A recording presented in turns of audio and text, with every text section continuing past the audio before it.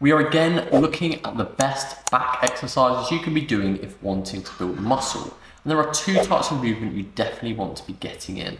A horizontal pull, like a row-based movement, and a vertical pull, like a pull-up based movement. We covered a load of row variations in our last video, and we will link it at the end of this one. But for this video, we are going through all the pull-down variations you can choose from. At the end, we'll also go through typical errors people make with their form on these, mistakes you don't want to be making. You want to be adding 2 of these movements into your back workout or over a week. And a good option is to go for one based on a wider grip and one based on a closer grip. Work on progressive overload, building them up, and then every 6 to 8 weeks, rotate others in to get some variety. Let's look at the exercises.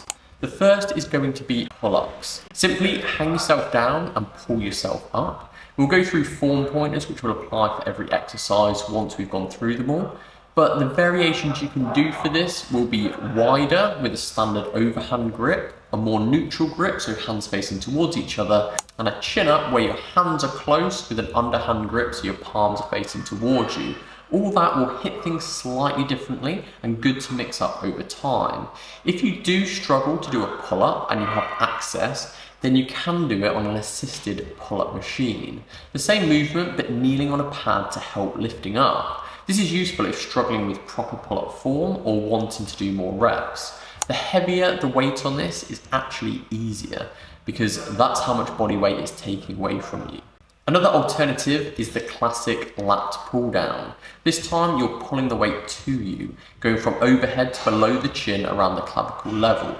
A common mistake people make with this is trying to go further, but if you just bring your arms down to your side, that's as far as you should be going. Again, you can really work on adjusting a lot of grips here. It'll be similar to the pull-up with wide grip, neutral grip, and close grip variations, but you can also do single arm work here as well. An alternative is another machine, but instead of a cable based, it's a plate loaded lat pull down. The same cues with this, but again, normally it will come with different grip options. You can go wide, normally neutral is an option, and close grip if it's comfortable and depending on the setup.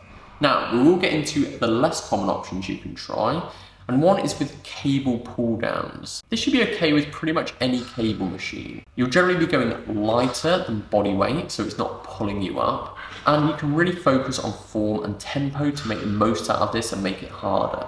You'll be able to use all the attachments that are available for the lat pull down cable. 2 reasons this can be a useful variation is 1, it will change the body angle slightly with it, so it will be a bit different from the normal lat pull down. And 2, the lat pull down is a very popular bit of kit, and a lot of times there's more options for cables in most gyms. So you can do this rather than having to wait for the lat pull down to be free. The final one is using an incline bench at a cable and doing it single arm. I really like this one because it really allows you to focus on the muscle here. So if you've not done it before, give this one a go.